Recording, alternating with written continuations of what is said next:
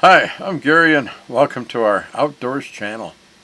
This video is about RC vehicles and covers the Lane Boys RC Light wiring kit for wiring up lighting in RC cars and trucks for realism, headlights, tail lights, brake lights, and turn signals, and even backup lights and four-way lights or flashers, and some of the other lights. Now this is an in-depth look at this modification to RC vehicles.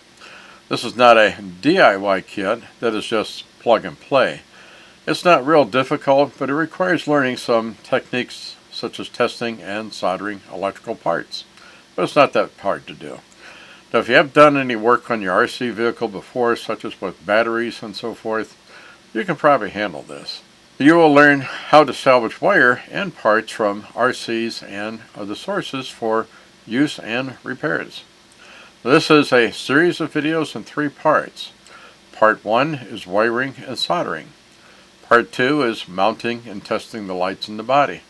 And Part 3 is adding the light board and programming it at your computer.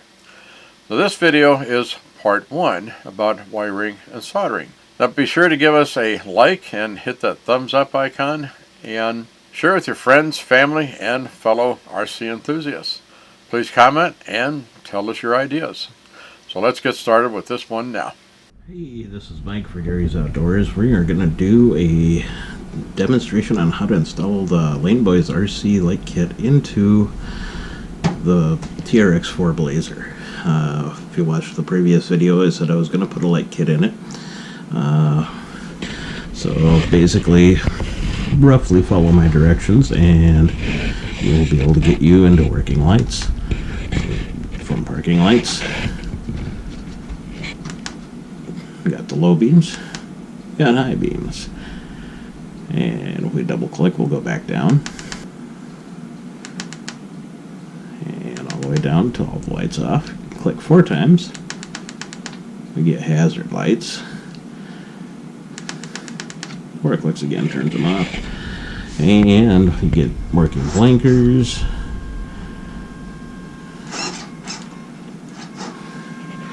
And when we turn the truck around,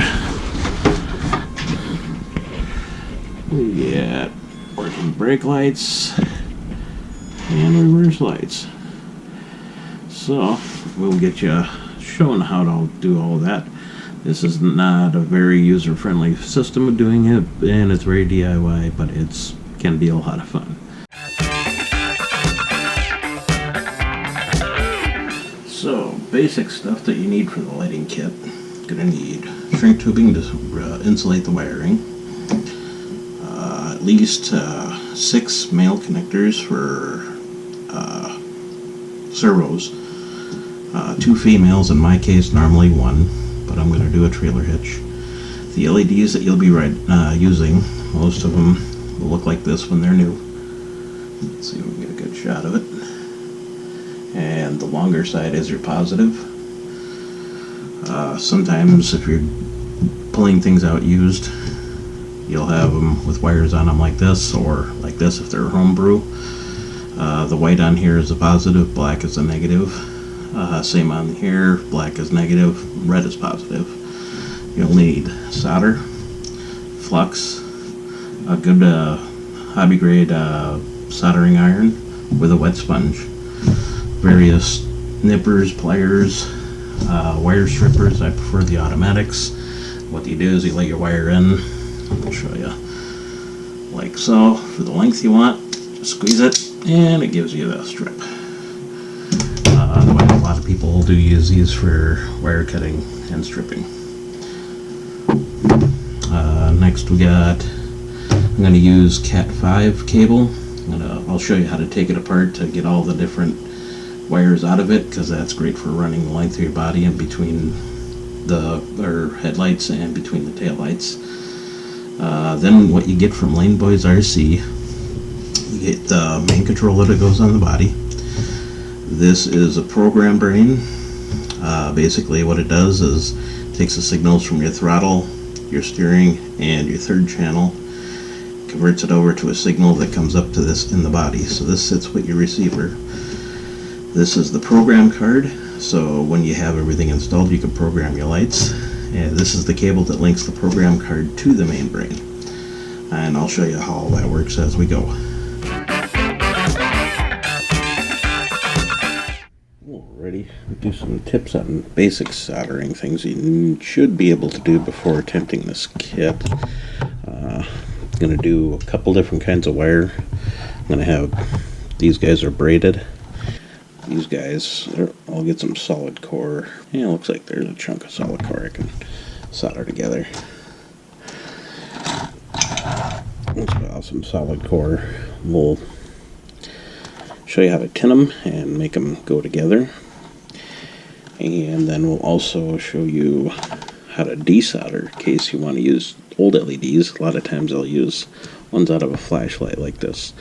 Just a good way to save money instead of buying LEDs if you have old flashlights or whatnot laying around, and how to pull them off the board. Also how to solder onto new LEDs, and I think we'll do an old one.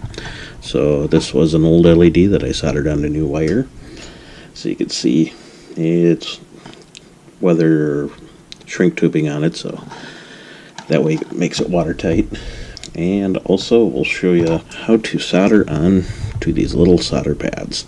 I'll drop one of the white wires onto one of these positive LED spots. And we'll use that to run power. I'm going to use one pad to run power to the front of the vehicle, the other pad to run power to the back. And we'll show you how all that goes.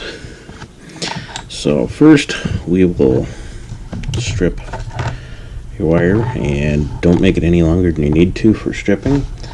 You can see I'm just going to do, got maybe a 1/4 inch, 1/8 inch, real short like that.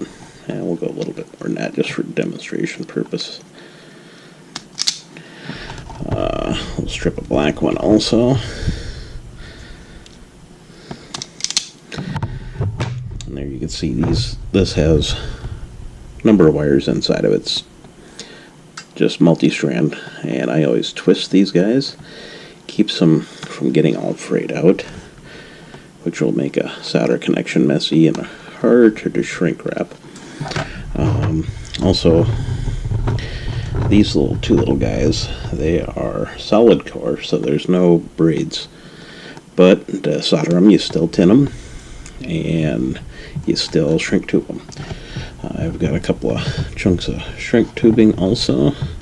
First thing to do is get your helping hands, or however you want to hold your wires still. And we'll see if we can get all this in view. So you obviously want to make sure your soldering iron is hot and clean. You do want to have your solder handy. And I think we will start with the braided wire, or the wire with all the strands in it. Alrighty. So take your soldering iron. Once it's good and hot, you can see the solder melts right on it. So you want to just barely touch that wire, give it a second, touch your solder stick to it, and lift off. If it blobs up like that, just lift off on it again. Nice thin coating on there. Hopefully you can see that if it focuses. So we'll do that again on the black wire, because you want to have both wires tinned.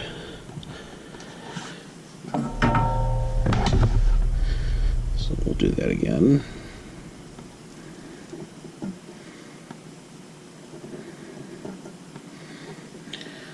You would add your shrink tubing.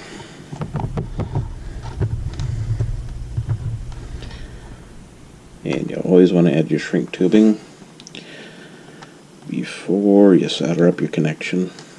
Otherwise, it's really hard to put shrink tubing on unless you have an open end. And then you got to slide it all the way up. So we'll have that well away from where our solder joint is going. And now, since we have two tinned wires, all we've got to do is touch them together. Touch it with a soldering iron for a moment or two. take away the soldering iron, and we have a complete connection. It's not going to go anywhere. Slide our shrink tubing into place, and with a lighter, or however you want to heat up your shrink tubing, warm it up, and boom, nice solid connection. Very similar with the solid core, but it takes much less time to actually tin it since you're not trying to penetrate multiple strands of wire. So touch it on there, and boom, pretty much that quick and easy. Rarely get that blob. Okay, and we'll do one more and shrink tube it just so you can see how the difference in look. And people wonder difference between stranded and solid core for actual usage. The voltages I'm going to be using here, it's not going to matter much. That one's got a rather big blob in it, and let's see if we can get her out just by reheating it and lifting. And there we go. That looks good enough. Once again, touch the two together, touch the soldering iron to it, wait for it to melt, let off, wait for it to set, and boom, there you go. And heat shrinking that is the same as any others. And I just slide on over your connection, a little bit of heat, and boom, good strong connection. Alrighty, next, since we got a hot soldering iron, whenever I've been working with LEDs, they generally sit on a circuit board or are soldered to a wire. These happen to be on a circuit board. A lot of times you'll be able to tell what's positive and what's negative by the circuit board if you can trace the runs. I just use a single cell LiPo to figure out which side it actually lights up on. That tells me which side is positive and negative. I'll take a Sharpie and mark it for one side or the other. But to get these off the board, actually fairly easy. Figure out which one you're going to take off, heat up. Let's see. So we'll heat up these two connections at the same time, and just kind of keep pushing on it with the heat, and it will eventually rock itself out once both solder points melt at the same time. And boom, she dropped out. Well, that's a very, very short size to connect to. Let's see if we can. That's all you have to connect to. But if your soldering skills are up to par, that shouldn't be a problem to hit. And those would fit into the headlight spots on this one, 5mm.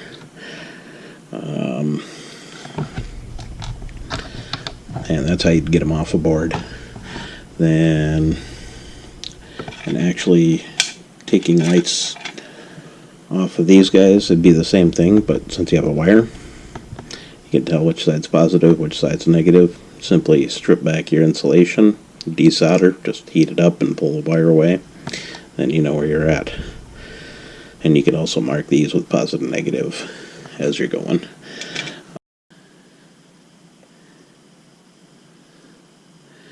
And things don't always go as planned. Let's try repositioning. So I'm going to rotate this 180 degrees. Put the white one on the outside where it's easier to hit.